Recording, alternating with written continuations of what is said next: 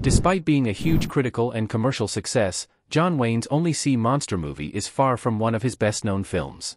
Although famous primarily for headlining westerns and war films, the Hollywood action legend wasn't associated exclusively with those two genres.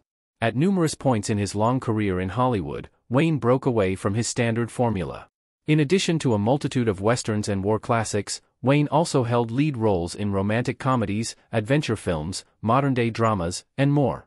One of these periods was in the early 1940s, even though he had recently made his first massive western hit, Stagecoach, in 1939.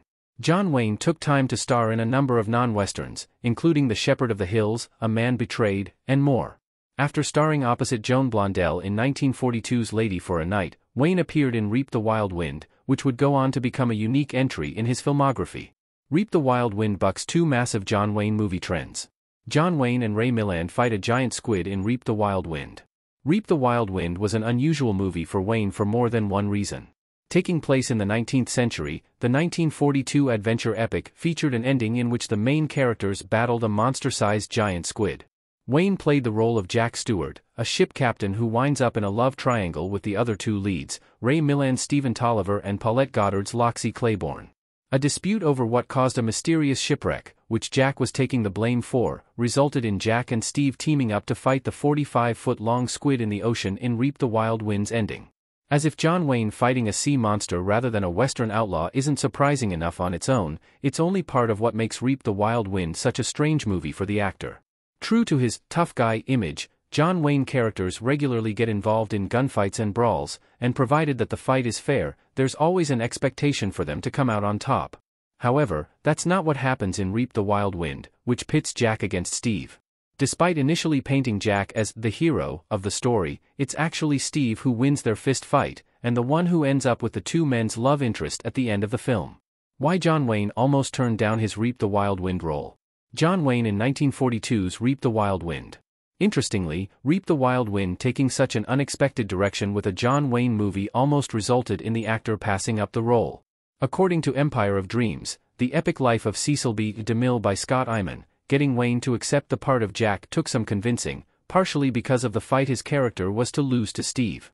The book claims that after the director said that the role wouldn't lead to any loss of dignity, Wayne told DeMille that being beaten up by Ray Milland would lose anybody their dignity.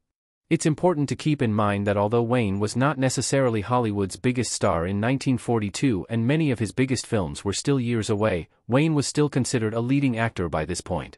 Wayne had already made Stagecoach and was accustomed to getting top billing. In Shooting Star, a biography of John Wayne, Maurice Zoloto revealed that Wayne expressed his concerns to DeMille about playing what he felt was a supporting part. But as the book says, DeMille managed to sway Wayne through his persistence, telling the actor, "I want you very much. I give you my word of honor that I will do you justice." How Reap the Wild Wind helped John Wayne's career. Reap the Wild Wind isn't usually mentioned in the same breath as the likes of Red River, Sands of Iwo Jima, Rio Bravo, or Stagecoach, but even so, it remains an important milestone in the Hollywood icon's career. It received critical acclaim at the time, including 3 Academy Award nominations. The positive buzz it had earned at the time, combined with the prestige that comes with starring a Cecil DeMille film, helped improve Wayne's reputation and garnered him additional interest from other studios. Zoloto wrote in Shooting Star that John Wayne had said of his career after Reap the Wild Wind, "I had no trouble holding up my head in Hollywood." Based on his comments, putting aside his reservations about the Jack Stewart role was the right move for the actor.